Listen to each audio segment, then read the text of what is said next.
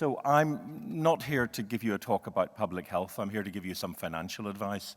I thought it would be different because in the spirit of interdisciplinarity that we meet today. And I would like to follow on really from the presentation, the absolutely fantastic presentation from my good friend, the truly inspirational Bronwyn King, who you heard this morning, and the incredible work that she has done. And to look at this issue about sorry, I need to turn around a little bit because I can't actually read all the bits on the screen down there. Margaret Chan has said, this is an epic battle between the protection of public health, the pursuit of corporate wealth. Public health, we in public health have the evidence on our side and the right values. The tobacco industry has vast financial resources, lawyers, lobbyists, and no values whatsoever beyond the profit motive. So I want to look at seeing if we can get at them where it really hurts, and the profit motive, and how they actually have what their business model is. And of course, we know what their business model is because they publish it in their portfolio for investors. And essentially, the key part of this is maintaining high profit margins. That's where what they need to maintain their share price, to pay dividends, and to go forward. Now, of course, we can break this down. It's very simple mathematics, a little bit of algebra here. Profits are equal to the price that they can charge minus the costs of production and advertising and whatever else, times the volume of cigarettes that they produce. So it's a very simple relationship. What's been happening to it? What do we see as we look to the future? Well, historically, of course, we've seen that this has been a very profitable industry. Profits have consistently gone up, and that's partly because volume has consistently gone up as well. And as they've moved away from the traditional markets in the high-income countries, they've spread into other parts of the world. They've spread from men to women. One of the major changes in the 20th century was the uptake of cigarette smoking among women, and they have tried to bring in as many groups as possible into expanding their markets.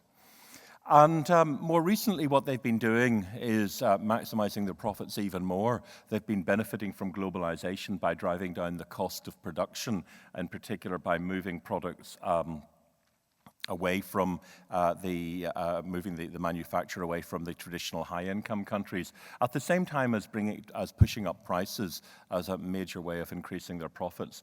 And by cutting their costs and by increasing their prices, they've been able to increase their income per cigarette, and by expanding volume, they're expanding their profits. And that was great, absolutely fantastic. You can see why anybody would want to invest in this industry. Here was a guaranteed return. You had a product that was addictive.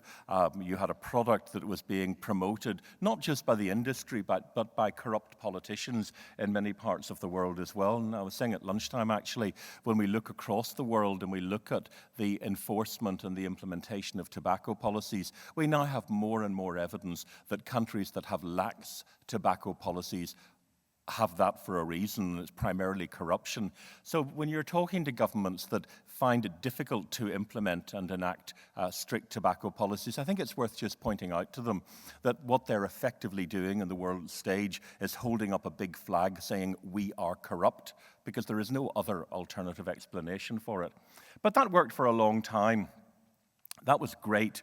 The profits went up, the volumes went up, and they were able to, they didn't, in fact, need to put up prices for a while.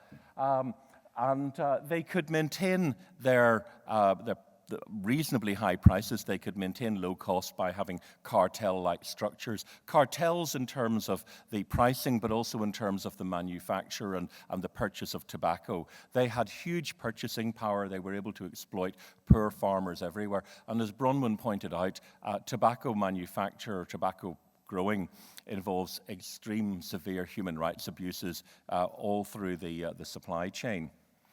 That was fine until this document came along, and this document, of course, challenged all of that. And as you know, this is the Framework Convention on Tobacco Control, which reset the agenda, it reset the narrative. And in particular, as Bronwyn pointed out, it made clear that tobacco is not a product like any others. Tobacco is a different product. It is a product that is designed to kill when used as it's meant to be used. So we should not think of it as being a conventional product. There is an international treaty to restrict its use. There are no international treaties to restrict the use of iPhones. There are no international treaties to restrict the use of almost of anything else. Tobacco is out on its own. The situation that we have today is that profits are still going up for the time being, but that is largely because of increases in price, because the problem the industry is facing is that although they've been able to take costs down, they're only able to take them down so far, and they're having problems expanding their volume. So what they've been trying to do is to compensate for the sales volume decline in the established markets by going into low-income countries.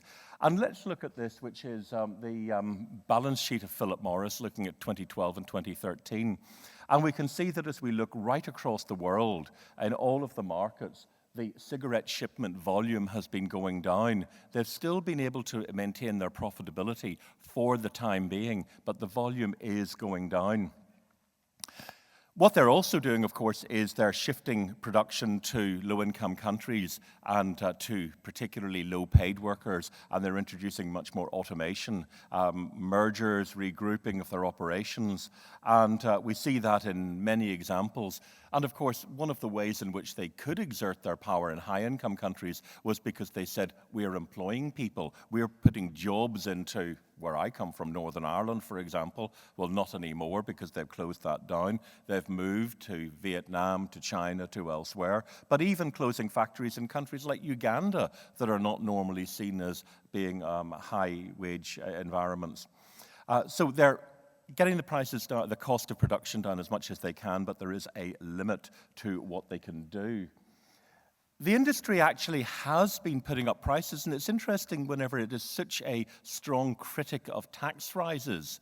But as you know, here in Australia, even every time that taxes go up, the industry adds a little bit on as well, and of course blames the government and says that the increased price is entirely due to the taxes, but at least part of it is due to their increased profit margins too.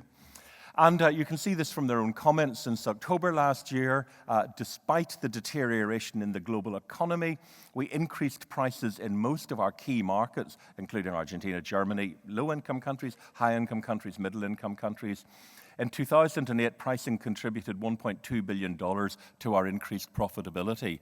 So they complain about taxes, they complain about the impact of taxes on the poor, but in fact they are putting up their prices and making more profit as a result of that. Pricing is the key driver of revenue and profitability growth in developed markets where industry volumes continue to decline. Small regular price increases, which are sneaked in so that nobody notices them, have been central to our ability to continue to grow profitability. But we then need to look at what some other people are saying, what the analysts are saying. And they're beginning to question this. They're saying, for how long can tobacco companies compensate falling volumes with price increases? Even when selling addictive products, there has to be a limit to pricing power, especially if consumers and governments around the planet are becoming increasingly more conscious about the devastating health consequences of tobacco. So I think that we are actually seeing a point where this sort of the investment opportunities from tobacco really do need to be challenged, certainly in the long term. And I think what we're beginning to move into is a situation where volumes are declining despite their best efforts. Profits are coming down significantly because there's a limit to how much they can increase prices and reduce costs. And if that happens, of course, what will be the result of that will be that share prices will tumble. And if that happens, then you will see the major disinvestment. Now, the industry is compensating a bit and trying to protect itself by substantial buybacks of its own shares, but it can only do that for so long. Ultimately, it has a problem. This is an industry like the fossil fuel industry that is ultimately going absolutely nowhere. So again, we look to the analysts, and what are they saying? Citigroup are saying, taking the very long view, it's hard to ignore 50 years of data. Smoking rates appear to be falling in a series of straight lines. If this continues, and so on and so forth. Most terminal values model a constant percentage decline, may never get to zero, but you can see that they're saying that in the long term, this is not an industry to invest in. On the other hand, this is an infinitely adaptable industry. It has changed in many ways, and of course it is looking at new markets because it is now seeing itself in particular in the role of marketing substances, in particular nicotine, but not just. And so you see it trying to get into the cannabis market in Canada in particular.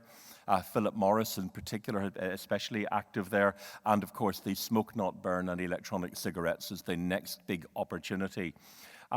Despite the now rapidly growing evidence of the harmful effects of nicotine per se, the industry loves to say that it's the tar that kills you and nicotine is harmless. Well, that clearly is not the case, as we're now increasingly seeing. So just to conclude, because this has been a lecture on financial advice and not on public health, I have to include the statutory warning, which is that your investments can go down as well as up. So if you are thinking investing in the tobacco industry or in anybody else, then you should think carefully about where you put your money. Thank you very much.